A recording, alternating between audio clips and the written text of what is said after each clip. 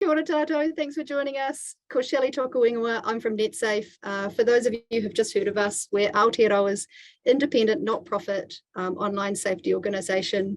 We're here to help people in Aotearoa, New Zealand, take advantage of the opportunities available through technology. You know, we create, learn, connect, but we know at NetSafe challenges do arise, so we offer lots of practical tools, support and advice to help people manage them.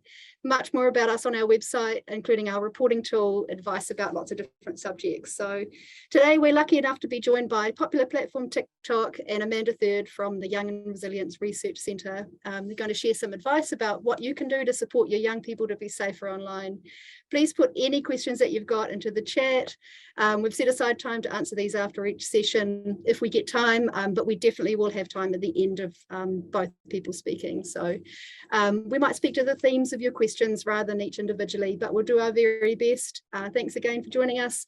First up, I'm going to hand over to TikTok to share some tips and tricks from their safety guide for guardians and features you can use on their platform to help keep your child safer. Thank you. Take it away.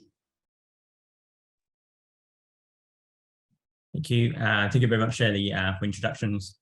So good afternoon, everyone. Thank you very much for participating today. My name is Masato, and I am from Trust and Safety's Outreach and Partnership Management team. I work with the online safety experts, NGO, as well as the NetSafe to increase collaborations and make our platform safe for everyone. Today, we are honored to be, we're very honored to have a workshop with NetSafe at NetSafety Week and invite a leading expert, Professor Amanda Third from Western Sydney University. We are having this session because we like to work with the parents like you to protect our young users. I understand that the safety of your child is very important. I know it because I'm also a father.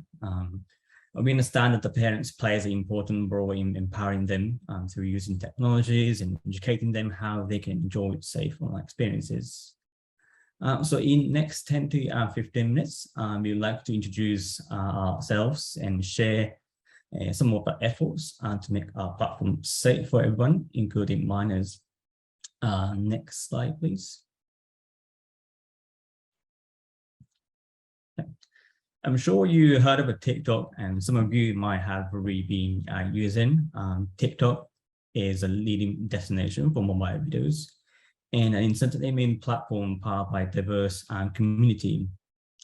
You might think you would see young people posting videos of dancing and lip syncing, but now you will see a diverse content, such as educational videos by teachers, cooking tutorials from famous chefs, and other life hack videos. And our mission is to inspire creativity and bring joy. And to achieve these missions, we are working hard to create an environment where everyone feels safe to express themselves. Next slides, please. Yeah, thank you. So safety of our users are really important.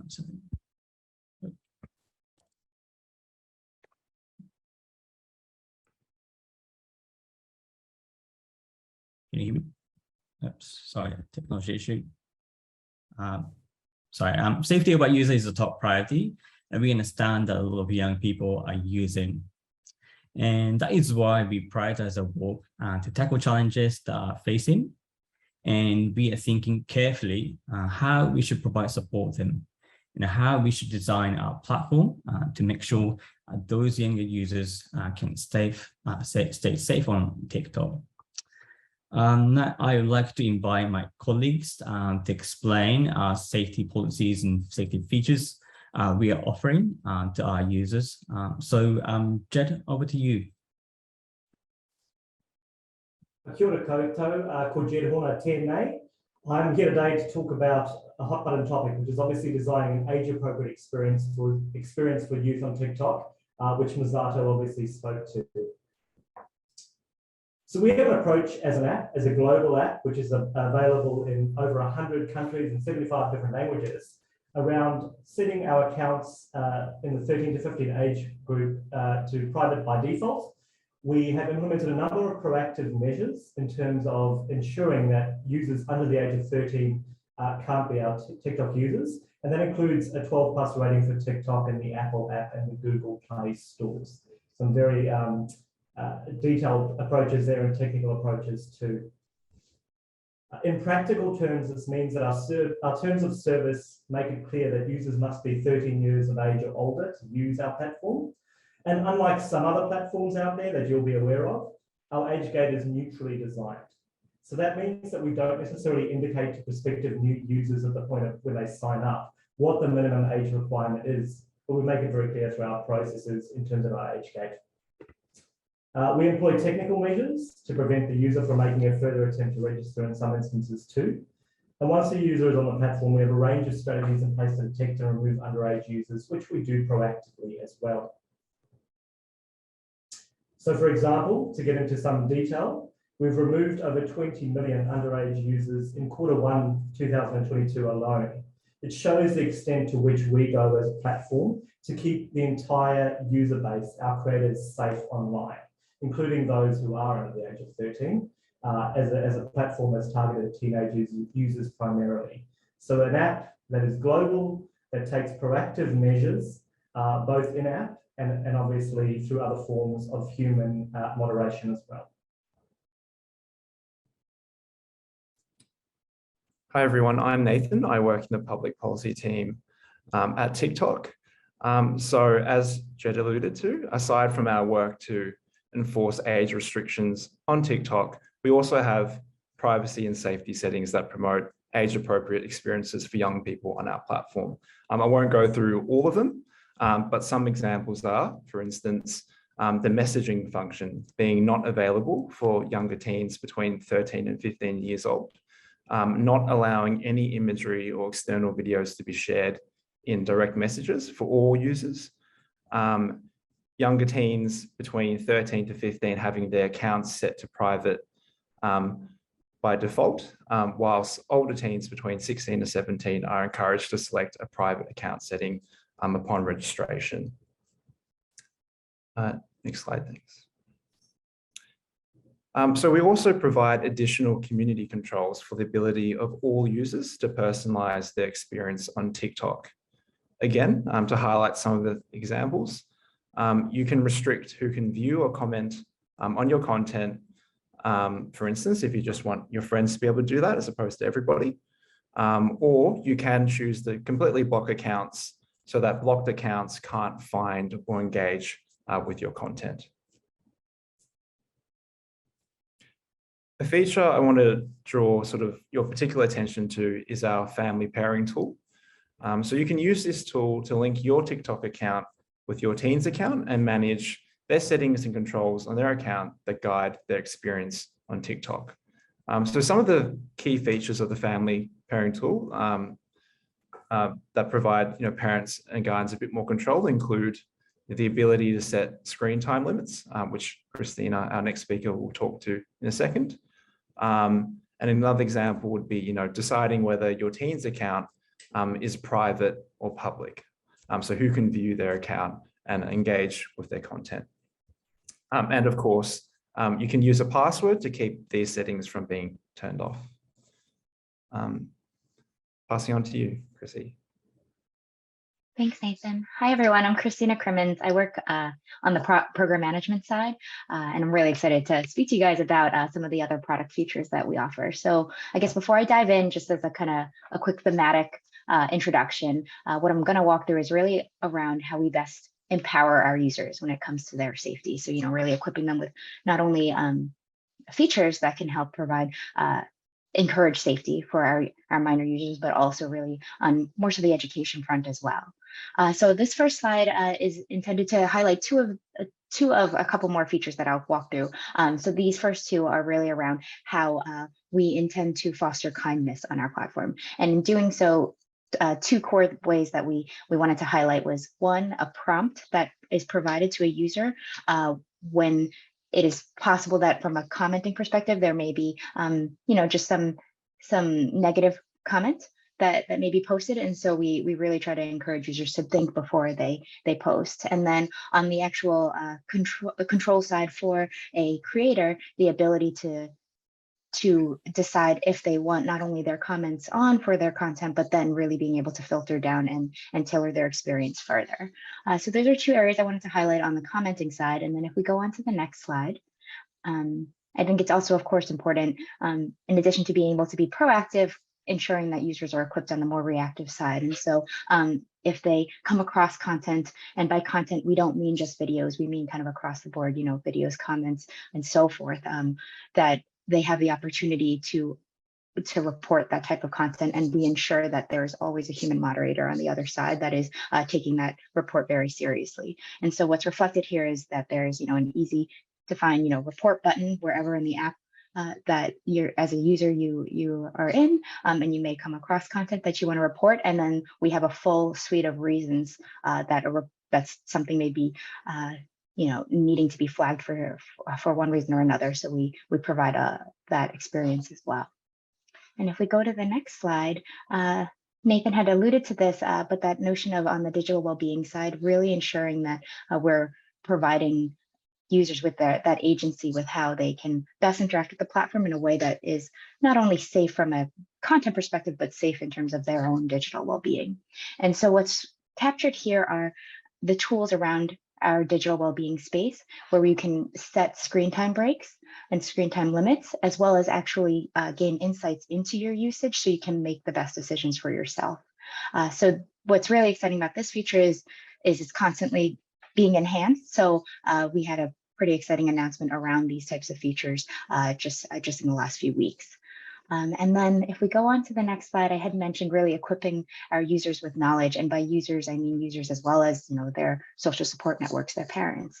And so the last kind of slide that I wanted to walk through really quickly is just around the safety resources that we provide that are meant to really kind of surround our users with the most up-to-date and relevant information to ensure that they're safe and they're aware of all the ways in which they should consider safety on our platform. And so what's reflected here is just a mixture of the resources through our safety center, as well as topics that we ensure that we have up-to-date information to really educate users on the different areas that we consider from an online safety perspective, especially as it relates to our minor users.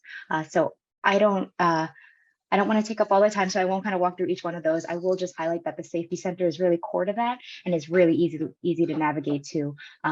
So if it's something that we can, of course, you know, offline, make sure that folks have the access and resources towards. So with that, I'm going to hand it over to Jed to talk through instead on the product side, switching over to policy. Thanks so much, Christina, and a perfect segue. So I'll pick up an aspect of our operations, which is very important for everyone to know, which is our community guidelines. So we're committed to keeping not just our users safe, including our team users, but all New Zealanders too. And one way we do that is through enforcement of our community guidelines.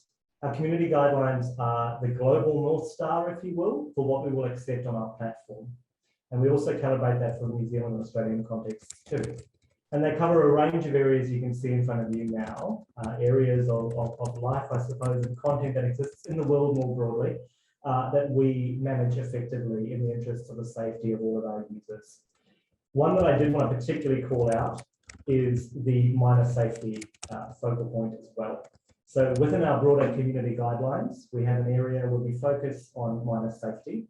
And those are all the behaviours you see and you hear about, and the areas that I'm sure concern you as members of minors' social support networks too, parents. And we proactively take measures here, which I alluded to before in terms of the content we take down. And this covers things like grooming behaviour, which would no doubt concern you all as it does us, sexual exploitation of minors, harmful activities by minors, including things like challenges, which I'm sure we'll hear about soon. And those are all in scope for us. So we do proactive enforcement measures here through the systems we have and also exercise oversight. And we also very transparently report data around this at routine intervals too.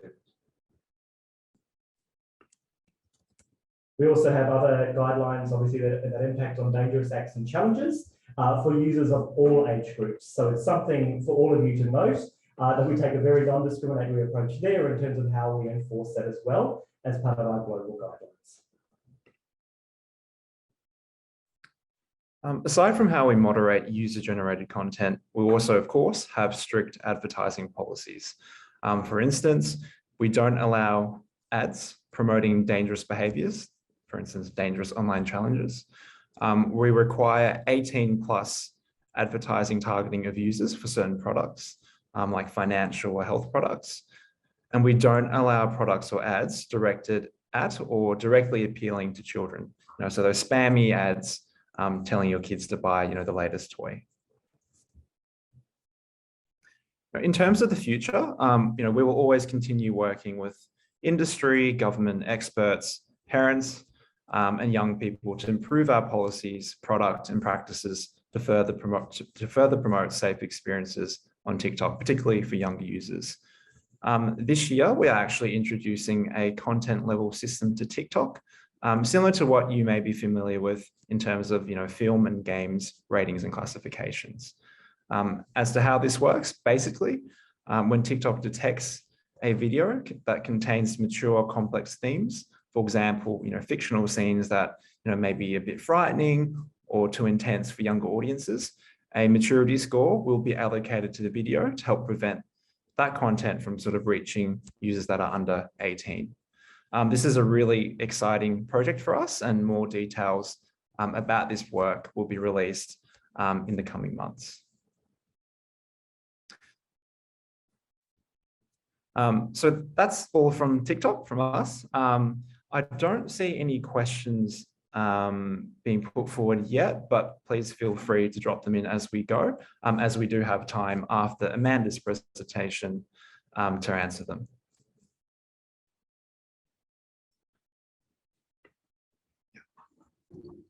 Thank you, Nathan, and thank you so much to all of the TikTok speakers for sharing that information with us. I think I really like the idea of spreading kindness online. NetSafe certainly really supports you reporting any harmful content in the app. So if you're on TikTok, report any harmful content in the app. You can always report it with us as well. Everyone who registered for today will receive a digital copy of TikTok's safety guide for guardians. So look out for that.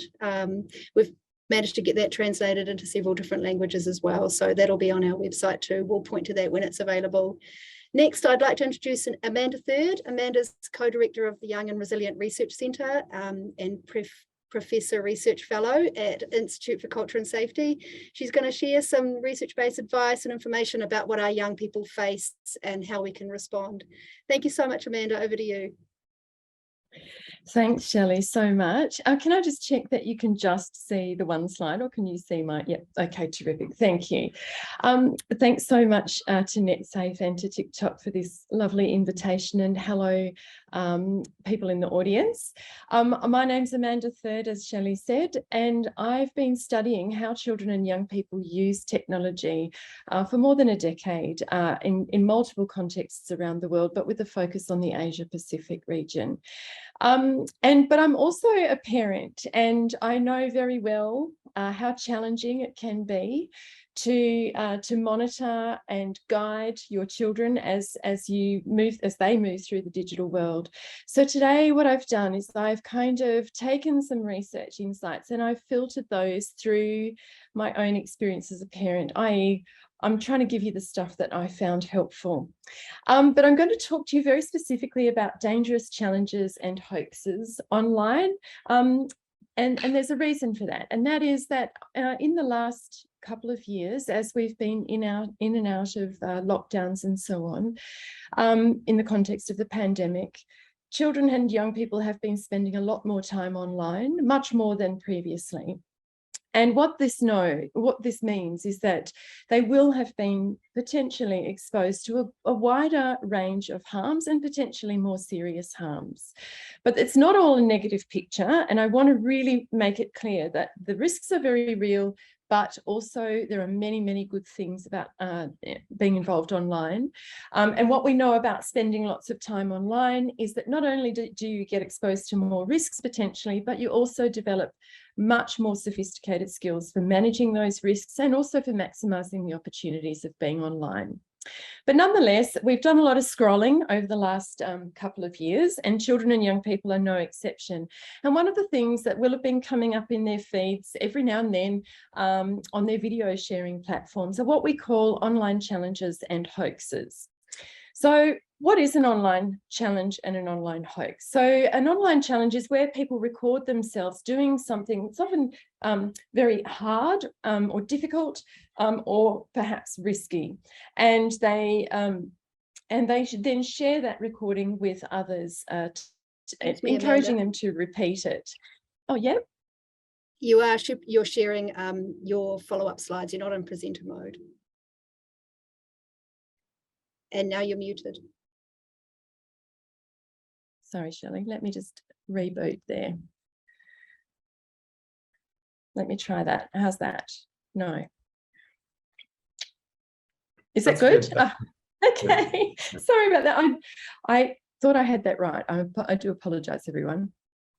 So online challenge, something you record and then share. It's risky or difficult. And most online challenges are actually pretty harmless. They're good fun often, and don't have any sort of negative repercussions. But a small number of them are what we might call dangerous challenges, which could result in substantial physical or mental injury or forms of harm. And then there's a special category of online challenges, which are actually hoaxes. And this is where people create a kind of a false situation that causes the person who's viewing the video to be frightened about something that might happen to them. And they can often be quite extreme. Now, let me give you a few quick examples just so you know exactly what we're talking about. So, in the first instance, there's the ice bucket challenge. You might know of this one. It's where people have been tipping freezing cold buckets of water over their head in order to raise money for medical research. A fun campaign that's gone viral, and it has indeed raised those funds. Planking, you might have heard of this one. This is where you assume the position of a log and with your arms down by your side. But the point is that you do it in unusual or sometimes in unseemly places. Now you can see here, this is good fun, but of course people have been planking in places that expose them to serious physical risks, and that's when we would classify it as a dangerous challenge.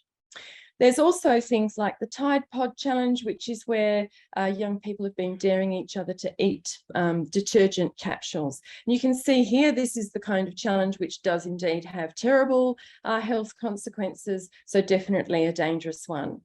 And then this horrible ghoulish face, I'm sorry to have to put it on your screen, but this is the Japanese anime character Momo, who, so the story went, was being spliced into young people's content and issuing challenges to them, culminating in a challenge to take their life.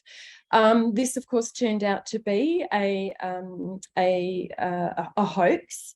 It caused a lot of confusion and misunderstanding. And interestingly, even though there were no recorded cases of suicide that could be attributed to this phenomenon, very reputable media outlets reported this around the world, and as a consequence, it had very, very real effects. But really, folks, it's a very scary face. But what it is it's just the scary face of adults' fears about what might happen to their children online. All right, and indeed a lot of parents banned their children from using digital media when they heard of this, and so on. It caused some very real world effects. And what we know is that actually there's a very high awareness of online challenges. A survey that TikTok commissioned with 10,000 teens, parents and teachers internationally found that 73% of teens knew what an online challenge was, and the same number of parents, and 77% of teachers. So this is a very strong awareness of an online risk, you might say. And interestingly, people primarily know about these things via social media, but also it's coming through on their mainstream media, so in places like news outlets. And so you can see here how the well-intentioned reporting of some of these things actually can exacerbate children's and young people's exposure to them. Why would a young person take part in this? Well, good question. Adolescence is, as we know, because it wasn't that long ago that we all went through it, right? Very complicated period of life where your body's changing, you're making new forms of friendship, you're having to learn, take new responsibilities, nothing fits, anymore. Like you've begun to smell bad and have to wear deodorant, like all sorts of stuff is going down. So why do teens share this kind of content? Well, firstly, because they actually do find pleasure in taking the risk and the sensation that comes from taking a risk. That's certainly part of it. Also, curiosity, trying out something new, is a key driver. But there is a very strong social dimension to this practice. They do it to share content with their friends and take part in things and sort of feel like they belong to a community who's all doing stuff together. But also there is a popularity driver. So it is sometimes about likes and followers and views.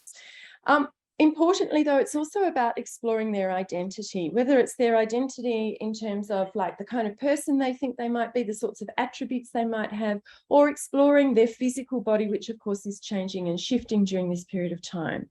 But there's a strong component of exploring identity, and they are also exploring the technology, finding out how they can use these platforms, what gets them the most likes, how they can leverage the technology to advance some of their goals.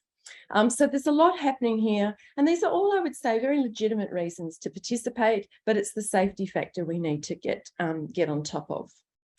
So what we need to really understand here, though, is it's important to keep it in perspective. The vast majority of young people do not take part in any challenge of any kind online, whether they are fun challenges or dangerous challenges. And actually only a very small minority take part in challenges that we would consider to be dangerous. Nonetheless, though, the impact of challenges can be very real. Of course, people exposing themselves to physical and mental danger, those impacts are quite obvious, I guess. But also in the case of the online hoaxes, it's very interesting that the same survey that TikTok commissioned showed that 31% of teens have actually experienced a negative impact of internet hoaxes, and 63% of those thought that negative impact was a mental health impact. And so that's something we need to take quite seriously. And so we do need to really be working hard to mitigate some of these challenges. But what do young people actually want from their education? How do they want parents and others to support them? Well, what we need to understand is that teens already use a range of methods to understand the risks that they might face online. And they will watch a lot of videos, they'll talk about them with their friends, seek advice, they'll read the comments sections and so on. So they've got these ways of gathering information, and they sort of get a sense, I guess, from that of what a challenge is about and whether or not it might be taking things too far. So they're doing a lot of reality checking already. And what we've found is that young people do think that most of the challenges they come across are fun, light-hearted and perfectly safe. But there are these, but they are also crying out for more information, support and guidance to help them identify which challenges are too risky, which challenges they really should not even watch. They're really looking for ways to sift through that content. And I think one thing that's really important is that it's very clear that because they think that most challenges are reasonably safe, when adults talk to them about all challenges being unsafe, this really doesn't resonate for them. So we have to be very careful to frame it up in their in terms that acknowledge the kind of complex environment that they live in, and really hone in on supporting them to find the most dangerous content. So what do we need to do here? And I think the very best preventative measure we can take is to have ongoing conversations with children and young people. Now, I don't mean the kind of conversation where you sit them down and have the chat. I mean the kind of conversations where you just discuss digital technology, what it means, how they use it, what you do with it, etc., in a variety of different ways. And light touch kind of conversations, whether they're around the dinner table or when you're shoulder to shoulder driving to sports training or whatever it might be. But having these ongoing dialogues is really important, because when they hit troubles online, what the research shows is that they are more likely to turn to parents to discuss things and seek some help and support when they've got that history of talking about these issues, and know that they can turn to you without having to fear being judged or being told off or having their technology taken away. So it's really important to have these forms of dialogue. But I would put a caveat here. I would say to you that if you read in the newspaper that there's an online challenge going around and that you think your young person might come across it, resist the temptation to introduce that hoax to them, because what we have found is that that you can play a role in escalating or amplifying the fear that they might feel in relation to that challenge. So the best way to do it is to wait for them to sort of say there's this weird thing happening. You know, you can try and surface it by asking questions and, you know, being curious about your child's digital practices. But it's best if you let them raise them and then have the conversation in which you talk about, you know, is this a good thing? What might happen as a consequence, and so on. But most importantly, really avoid going, all challenges are dangerous, because that just won't resonate with them, and they'll begin to switch off. The other thing that we've found from the research that's really important in setting up the conversations between parents and their teens is just being really consistent about the messages that you send them. These conversations are they don't have to be conversations about technology. Actually, sometimes it's really important just to have those conversations where you talk about what your family values and why things might be right or wrong, and the kind of person that you expect them to be or you want them to grow up to be. You know, like really just having those conversations and being consistent about what matters and what's important in life and so on is really helpful, because actually young people don't go into a moral vacuum when they go online. They take everything they learn from their offline world into their online world, and they take stuff from their online world back out into the offline world. But keep asking them lots of questions, ask them what their opinions are, ask them to help you navigate the digital world, and compare your own experiences with theirs. These are all really, really great ways to prevent your young person encountering serious harm when they see this kind of content online. Again, the other thing that the research is showing around online safety messaging in the family context is that we really need to focus on targeting the behaviours and not the technology. It's very easy for us as adults to go, oh, the key difference between when I grew up and when they grew up, you know, my children are growing up, is that they've got technology and we didn't. We were much better back then. And it's very easy in that context with that sort of longitudinal frame to blame the technology. But it's the behaviours that we really need to focus on. Those are the things that matter. So stay focused on those is what the research with young people is telling us. But also, I think being really positive about what they can do to protect themselves, what they remind them routinely, like what they should do if they find something that they don't want to see or think is wrong or makes them feel bad.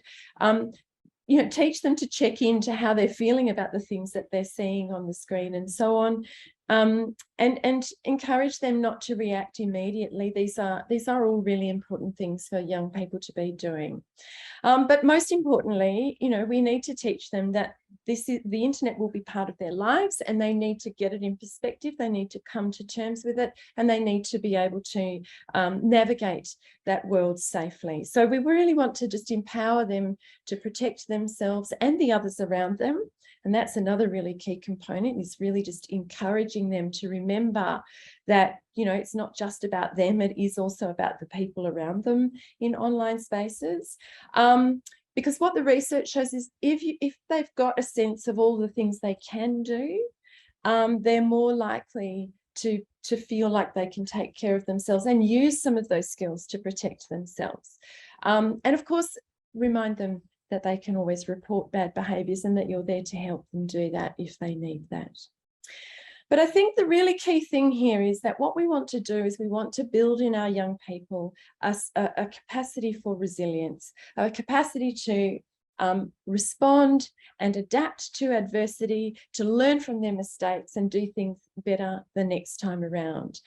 They will absolutely make mistakes. And I think it's really important that we create space for children and young people to learn from those mistakes, to try again and do it better. And so, and that's really important too, because we know that actually developing resilience comes from facing risks. In part, it comes from facing risks. So, you know, these shouldn't be reckless risks. They should always ideally be risks that are used, or risks that are, you know, situations where young people can experience risks in supported kinds of ways. But nonetheless, that really does help them build resilience. So what we need to remember there is that there is the word ability in the word vulnerability. And last of all, I guess I want to land on a kind of what I think is an encouraging message for parents. I certainly find it that way. And that is that you are their big fish. I think as a parent, it's very easy to feel like technology is completely out of your control. They're on their mobile phone. You can't see what they're doing. You have no way of checking up on them unless you steal their phone afterwards and look at it. Maybe some people do that with children's permission. But, you know, like it does often feel difficult. And I think when we're faced with that challenge, some parents feel like they want to surrender completely because they don't know what to do, and other parents go the opposite direction and they want to control everything. And sometimes we do one or the other on different days depending how we're feeling. But you know, I think there's a lot of what we need to remember is that there's a lot of power in the role modeling that we do. We are the most important people in our teens' lives, even if they're getting a little bit, I guess you might say, moody and monosyllabic with you. You are still the most important person. You have role modeled values and ways of being in the world their entire life, and that counts for a lot. When even though they might tell you they're ignoring you or don't believe what you say, they do take these things into account. So role model, including around how you yourself use technology. So yeah, but that's really important. And I just want to leave you with Hannah Arendt, who, you know, I know it's a bit sort of maybe a bit airy-fairy to leave you with the words of a philosopher, but Hannah Arendt was a German Jewish emigre to the United States, most famous for documenting the Eichmann trials at the end of World War II. But she also did a lot of work around thinking about what children are and what the role of education and parental relationships are in the child's life. And she has this really lovely way of talking about what children need from the adults around them. And she says that children are born into an old world, a world that precedes them. So a world that has been going for a really long time before they came along. And it's our job as adults to introduce those children step by step, incrementally, to that old world, being very careful at the same time not to ruin the opportunity that children's newness, that young people's novelty in the world offers the world. And I think that's a really lovely way to think about young people and our relationship to them, especially in light of some of the really big challenges that we face as a global community. But I also think it's a really helpful way to think about how to relate to your child around the issue of technology. So I hope I've given you a bit of an understanding of what dangerous challenges and online hoaxes are, and a few thoughts about how we can best protect our young people or support them to protect themselves in this context. And I'm going to hand back over to Shelley because I think we've got some questions. Thank you so much for that, Amanda. That was really interesting. I think I really like, it kind of fits with our narrative around adult, parents and guardians don't need to be tech experts to support their children and young people to be safer online. It's really, you know, kind of that value-based checking in with them, having those ongoing conversations. I never taught my kids anything by just having one conversation with them. So that kind of going back to them and having conversations about what they're doing and what they're worried about and so on. We have one question in here. I'd encourage anyone to put your questions in our Q&A and we'll respond to them as we can. Some of them but for NetSafe, some of them for Amanda, and some for TikTok. We'll kind of switch between as we deem who can answer the question. There's one question in here around screen time. I'll share kind of our thoughts around that, and maybe others can jump in as well. So we know that around kind of advice and research around screen time, it's really divided. There's no magical number of screen time hours. We get asked that a lot. The more time you spend online, of course, the more time you do anything, the more you expose yourself to things that might potentially be harmful or worrying or concerning.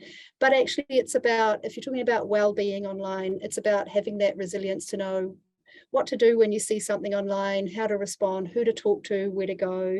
It's also about having a balance of things to do in your life. So for young people, online, offline life is really seamless. It's just life, right? So for myself, I connect with friends in person, I connect online, I go outside sometimes. All of that's a really good balance. My children are massive gamers, and it took me a while to adjust to the idea that when they're sitting in their rooms with their headsets on, screaming down their microphone, actually they are hanging out with their friends, they're learning how to communicate. It just looks really different. So it's not antisocial as such, it's just a different way of hanging out, communicating, learning, enjoying ourselves. So all on-screen online time is not created equal. We create, we learn, we connect. All of those have really positive connotations for our children and young people. They're building capacity, they're building their ability, and then thinking about what they're doing offline and in real life, and balancing all of those things. I don't know if anybody else wants to add anything to that. Oh, Shelley, I would just jump in and echo that. It's about quality of time online as opposed to the time online itself, and so it's really about engaging. When I say quality, a lot of parents hear me saying things like, well, it has to be educational, or they have to be learning something, or whatever. But I think what we also really need to remember is that it's actually really good for young people to be relaxing online, hanging with their friends and so on. These are all really important parts of a growing human being's life. So I think that's one thing I would emphasize is quality, but making space for downtime and so on, and hanging out, as Shelley indicated. But I think there is another big factor in this conversation at the moment. And whilst a lot of time is like, while we can't say there's that much time is bad and if you go less it's better for you, it's certainly true that our screen time has increased astronomically through the pandemic, even in places which haven't had a lot of lockdowns, just because everybody's been waiting for this thing to happen in their community or whatever.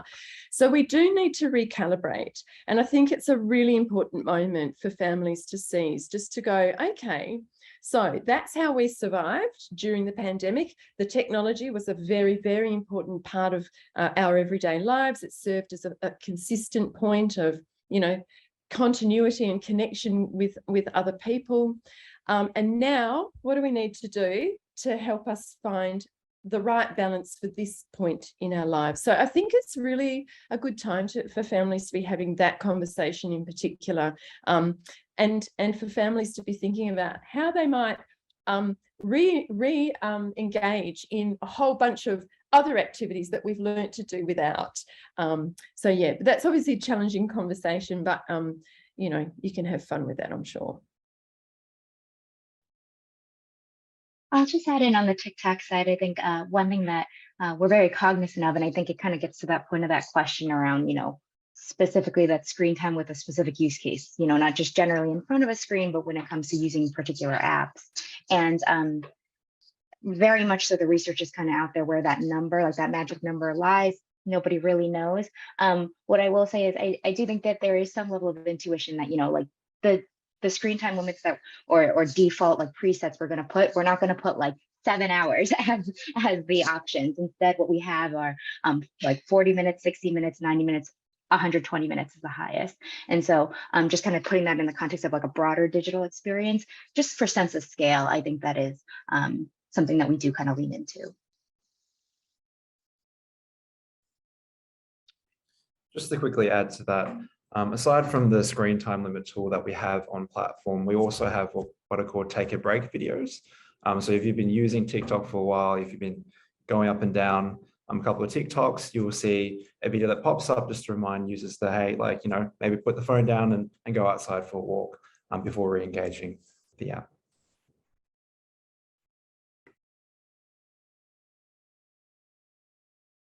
Thank you, everybody. Just to wrap up with that question as well, when we think about our whole order, our well-being kind of online, our body will tell us if we need to take a break. These are sometimes good conversations to have with especially the younger our child is. If your eyes are itchy, maybe take a break from your screen. If you're sitting like a banana and your back's getting sore, maybe don't sit like a banana, and take a break, have a stretch, all of those kind of regular really things that can indicate it might be time to take a break. If you're getting frustrated, if you're getting angry, if your friends are, you know, if the game's not going your way and everything's really stressful and you're not having fun anymore, good sign to take a break. Yeah, otherwise I think that's probably quite a lot of advice about something that we can't put a number to. If there's any more questions, please put them in the Q&A. Otherwise, we've got a couple more seconds I'll give you to pop your questions in. Otherwise, we will wrap up for the day. So might have a little awkward pause to make sure there's no more questions. Okay, I think that looks like our session for today. I won't drag out the awkward pause for too much longer. Thanks to everyone who came today to represent TikTok, and thank you, Amanda. And most of all, thanks to all of you who joined us today. I hope you got something out of it. Thanks again for joining. Stay safe online. Mā te wā, everybody.